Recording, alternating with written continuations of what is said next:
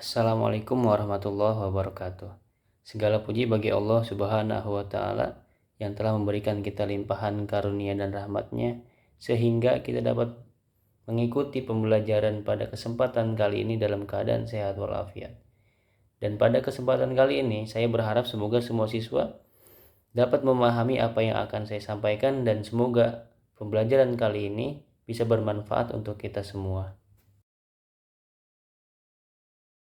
Baik, kita lanjut pelajaran kita pada hari ini. Kita sudah sampai di bab 4 tentang dinamika persatuan dan kesatuan dalam konteks Negara Kesatuan Republik Indonesia.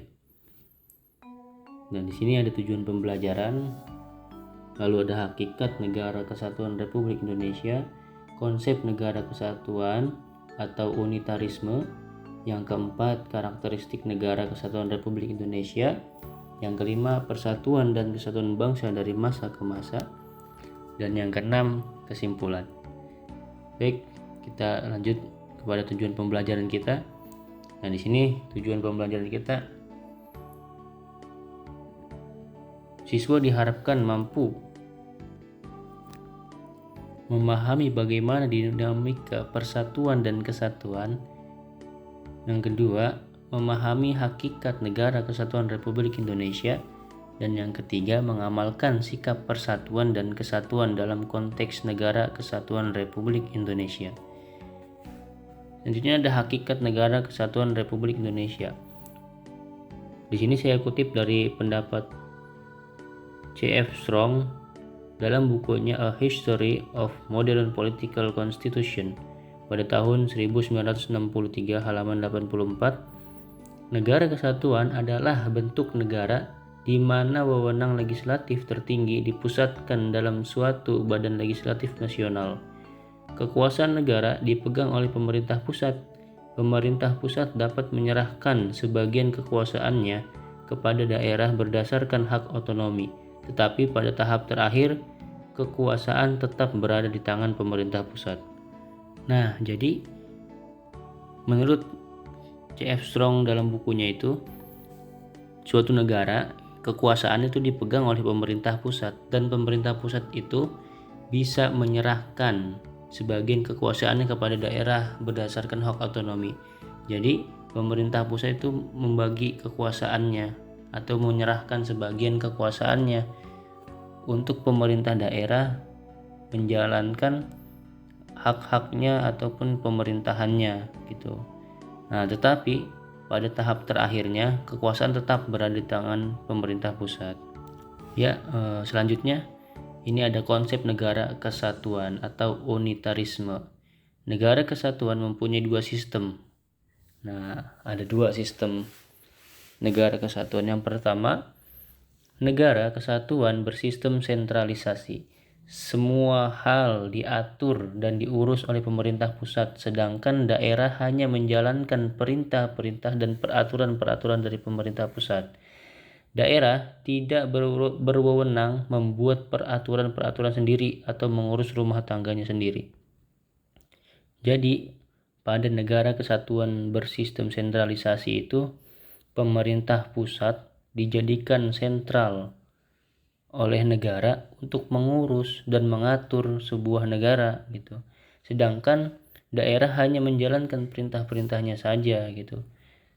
Dan daerah tidak berwenang membuat peraturan-peraturan sendiri atau mengurus rumah tangganya sendiri.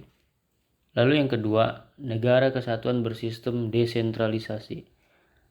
Nah, ini berbanding terbalik dengan negara kesatuan bersistem sentralisasi. Pada negara kesatuan bersistem desentralisasi, daerah diberi kekuasaan untuk mengatur rumah tangganya sendiri. Untuk menampung aspirasi rakyat di daerah, terdapat parlemen daerah. Meskipun demikian, pemerintah pusat tetap memegang kekuasaan tertinggi. Jadi, negara kesatuan bersistem desentralisasi berbanding terbalik dengan negara kesatuan bersistem sentralisasi.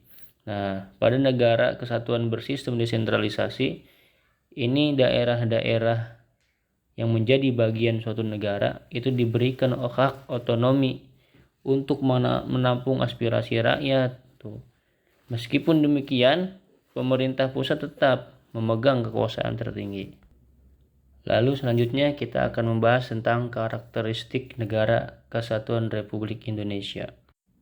Indonesia sejak kelahirannya pada tanggal 17 Agustus 1945 telah memiliki tekad yang sama bahwa negara ini akan eksis di dunia internasional dalam bentuk negara kesatuan.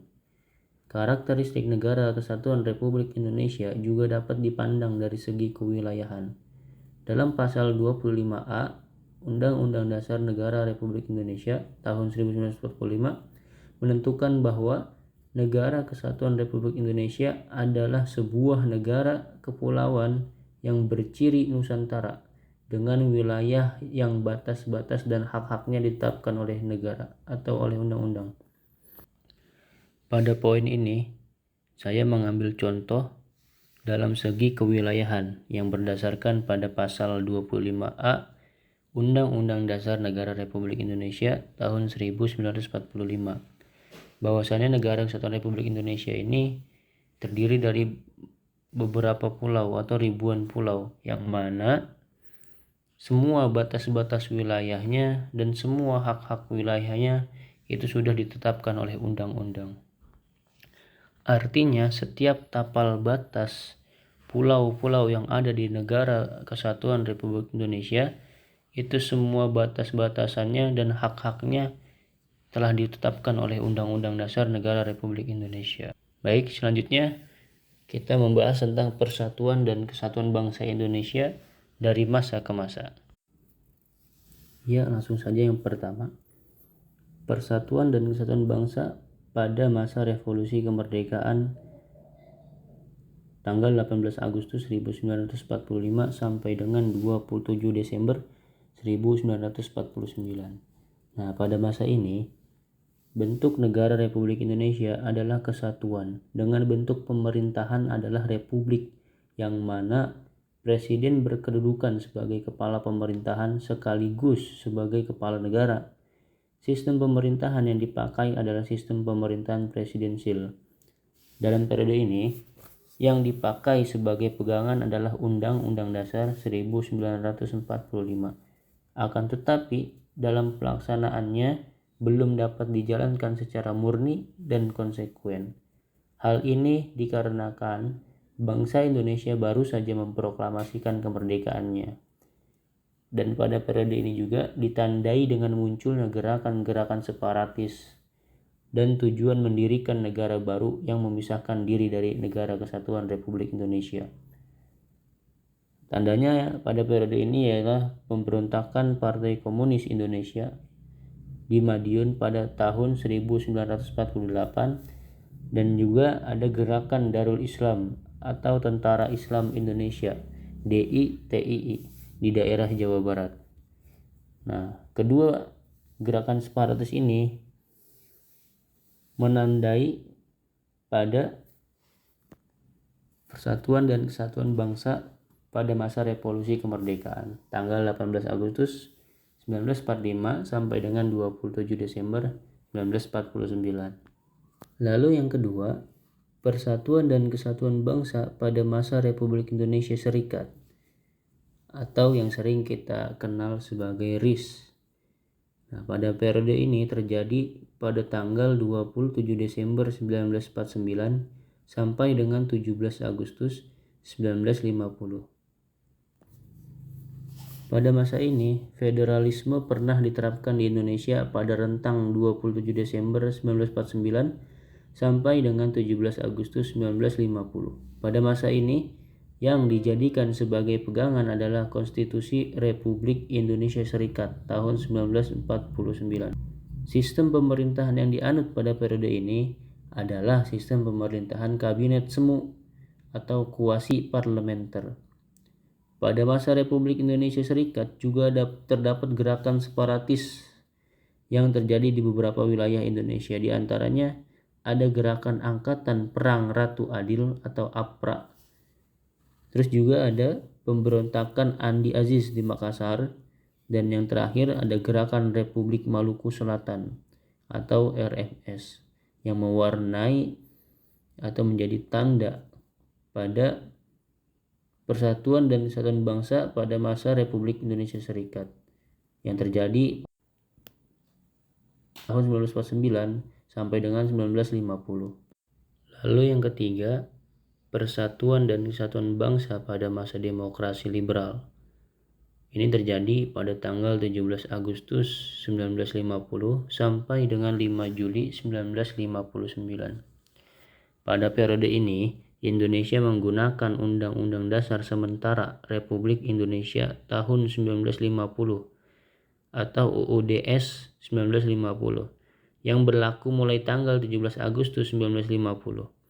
UUDS RI 1950 merupakan perubahan dari Konstitusi RIS yang diselenggarakan sesuai dengan piagam persetujuan antara pemerintah RIS dan pemerintah RI pada tanggal 19 Mei 1950. Dan bentuk negara Indonesia pada periode ini adalah kesatuan yang kekuasaannya dipegang oleh pemerintah pusat. Hubungan dengan daerah didasarkan pada asas desentralisasi. Jadi pada masa ini daerah-daerah di wilayah negara Republik Indonesia diberikan hak otonominya. Dan sistem pemerintahan pada masa ini yang dianut pada periode ini adalah sistem pemerintahan parlementer dengan menggunakan kabinet parlementer yang dipimpin oleh seorang perdana menteri. Pada periode ini juga terjadi beberapa gerakan separatis di daerah, diantaranya yaitu ada Gerakan Darul Islam atau Tentara Islam Indonesia (DITII), dan yang terakhir ada pemberontakan PRRI atau Permesta Pemerintah Revolusioner Republik Indonesia atau Perjuangan Rakyat Semesta. Pemberontakan PRRI atau Pemesta ini terjadi pada masa demokrasi liberal. Kita lanjut pada poin yang keempat, yaitu Persatuan dan Kesatuan Bangsa pada masa Orde Lama. Ini terjadi pada tanggal 5 Juli 1959 sampai dengan 11 Maret 1966. Dekret Presiden tanggal 5 Juli 1959 telah membawa kepastian di negara Indonesia. Negara kita kembali menggunakan UUD 1945 sebagai konstitusi negara yang berkedudukan sebagai asas penyelenggaraan negara. Pada mulanya, ide demokrasi terpimpin yang terjadi pada masa Orde Lama adalah demokrasi yang dipimpin oleh hikmat kebijaksanaan dalam permusyawaratan atau perwakilan. Namun, lama-kelamaan bergeser menjadi dipimpin oleh presiden atau pemimpin besar revolusi. Maka, akhirnya segala sesuatunya didasarkan kepada kepemimpinan penguasa, dalam hal ini adalah pemerintah. Nah, selanjutnya ada Persatuan dan Kesatuan pada masa Orde Baru. Ini terjadi pada 11 Maret 1966 sampai dengan 21 Mei 1998. Kepemimpinan Presiden Soekarno dengan demokrasi terpimpinnya akhirnya jatuh pada tahun 1966. Jatuhnya Soekarno menandai berakhirnya pada masa Orde Lama dan digantikan oleh kekuatan yang baru yang dikenal dengan sebutan Orde Baru yang dipimpin oleh Soeharto. Pada masa Orde Baru, ada beberapa kelebihan dalam sistem pemerintahan Orde Baru ini. Yang pertama, perkembangan pendapatan per kapita masyarakat Indonesia yang pada tahun 1968 hanya $70 Amerika Serikat dan pada 1996 telah mencapai lebih dari $1.000 Amerika Serikat. Lalu yang kedua, suksesnya program transmigrasi.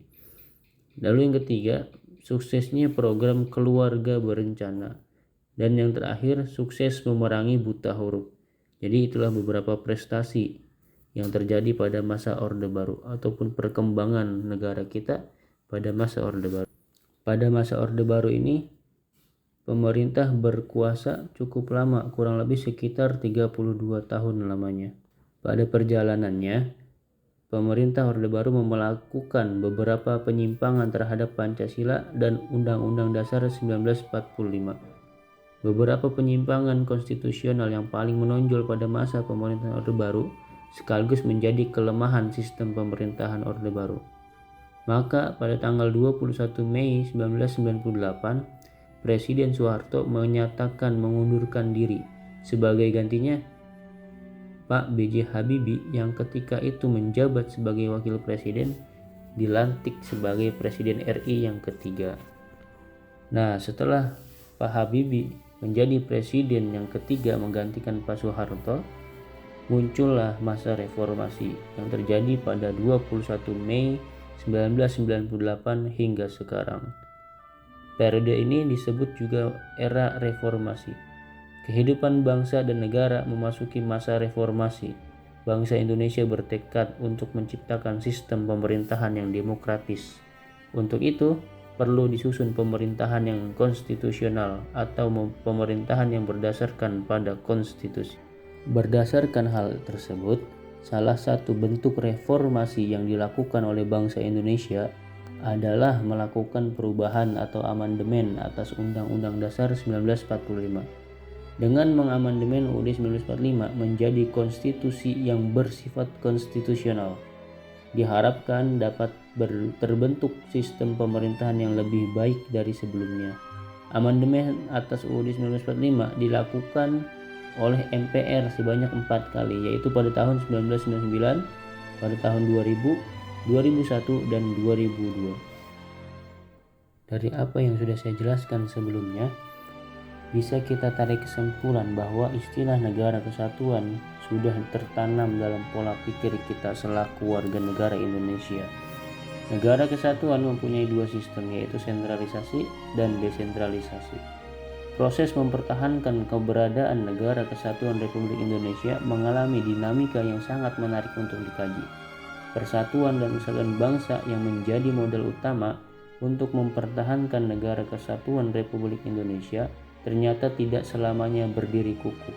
Persatuan dan kesatuan bangsa Indonesia dalam perwujudannya sangat dinamis. Dan kita semoga berharap semoga Negara Kesatuan Republik Indonesia ini tetap utuh, damai, adil, dan makmur. Oleh karena itu saya mohon undur diri, kurang lebihnya mohon maaf.